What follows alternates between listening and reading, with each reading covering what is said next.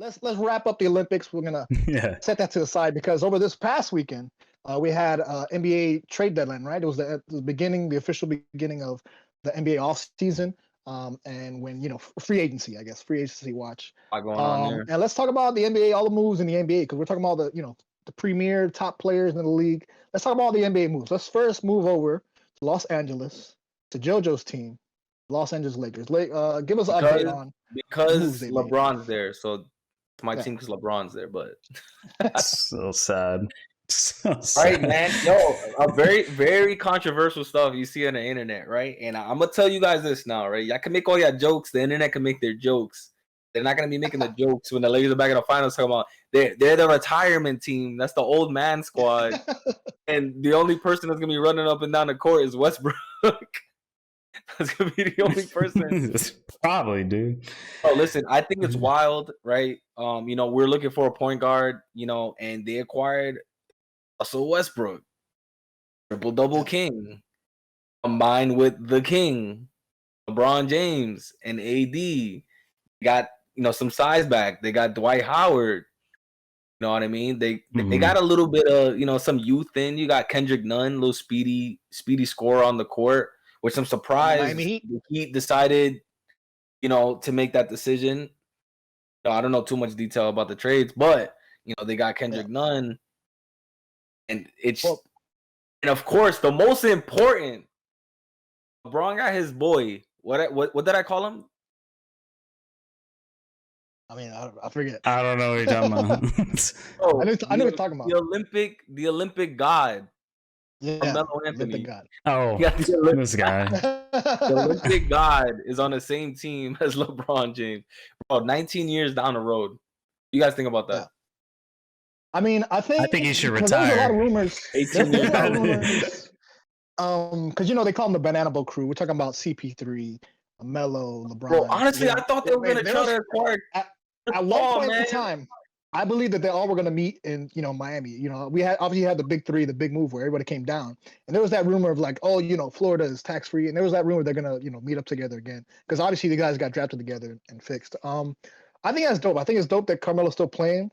I have a hot take on Carmelo Anthony because I think he's a Hall of Fame player. He should go into the Basketball Hall of Fame because he's a college champion, Olympic champion. Although he doesn't have rings to show for it in the NBA, he's still one of the top players, in his prime. He was top 10 scorer. Hot take by Gabe. Hot take. Put Melo in the Hall of Fame. He should be her first ballot. Hey, listen, of course. But Jojo, I want to go back to that first trade because you talked about that Westbrook trade.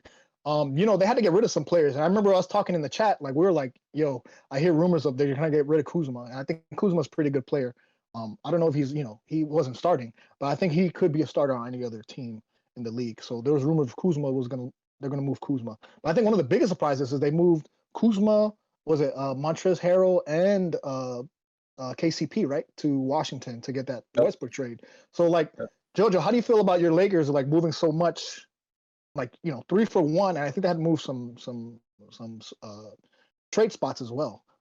So how do you feel about them moving so much just to get Russell Westbrook? Do you think he's going to be worth it? I believe it was worth it. You know what I mean? Unfortunately, we got the 6th man of the year. We were hype. Montrezl Harrell. He did what he had to do last season, but he didn't live up to the 6th man of the year on the Lakers. But obviously, it depends. You can play a certain role on different teams, right? And it could bring out the best of you. And then when you get traded, you might be a different player in a different organization. But honestly, they were gonna trade Kuzma for anything, bro. They were gonna trade him for a stack of papers. It was his time. But not to say anything bad about him. It's just he wasn't living up to the expectations there in LA. And who knows? He might be a star in another squad. It might be the best move for his career.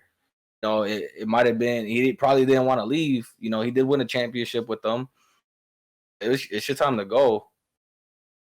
I mean, with this move, Julian, do you think that moving those 3 players to Washington, do you think Washington steps up now and Washington is going to be a contender in the East? I don't know, man. I think their best chance was to keep Westbrook and somehow supplement him with Bradley Beal, and it just, I don't know. I think they're a playoff team, but they're not making a run or anything. I mean, I feel bad for Washington fans. It kind of sucks, but I mean, that's the NBA now. Everybody wants to go play with each other, and I was like part when I first heard the news, I was just like, man, it was just like I felt like this year was so refreshing, like having a feeling like you don't know who's going to like. It was just so competitive, and now it's like we're kind of back to like these massive big three thing, and it's just kind of like, I mean, I know that's how the NBA is, but it was nice to have like at least 1 year where it was like you didn't know what was going to happen. Now it's, I mean, who's going to really take off the Lakers after this? I mean, unless the Suns can come back and really be powerful again. I understand. I see what you mean there, but in my opinion, I still feel like it's anyone's game. You know what I mean? Like you look at the teams in the West. I don't think I don't think it was like LeBron Cleveland on the East from years ago. I don't think it's going to be that easy of a run, but they're going back to being kind of favorites again, especially you get a healthy AD. Like they're going to be pretty good. I don't know if the Jazz kind of showed that they didn't really show up in the playoffs at all. So, I mean, their toughest competition so far looks like the Suns, but we'll see with the new revamped team. It's always the same teams, man. They'll have great regular seasons, and when it's playoff time, they don't show. That's why I called out the Utah Jazz, right? I mean, kudos to the Clippers. I called out the Clippers as well. They're down 0-2 in both series, ended up winning the series. Still didn't have what it took to make the finals. Granted, you're missing Kawhi right there, so and they did better than I thought they would. The Grizzlies in the mix over there as well. You know what I mean? And now you're having, if you get Klay Thompson back with Golden State, and Steph Curry is basically in MVP mode last season, and they have draft picks they just picked up, and they still have great young players that developed from this last season. So the Warriors could be right back in it. You have the Mavs with Luka, and if you know the way he's been balling, if they get the right pieces for him there. He got a shit ton of money. I don't know if you saw that. Yeah, he got but he needs pieces though. He needs pieces. Phoenix pretty much keeping their whole squad together. You know, Chris Paul took the money. He decided to stay. He's committed there. You know, and if he played like he played last season with Devin Booker gaining that much experience in his first playoff run, like insane to bring himself to the finals. We forgot. Yeah, they didn't finish the job, but he's never made the playoffs, and he dropped back-to-back 40-point games in the finals. Yeah. So, you know, there's some experience there. He might not have won it, but experience is experience.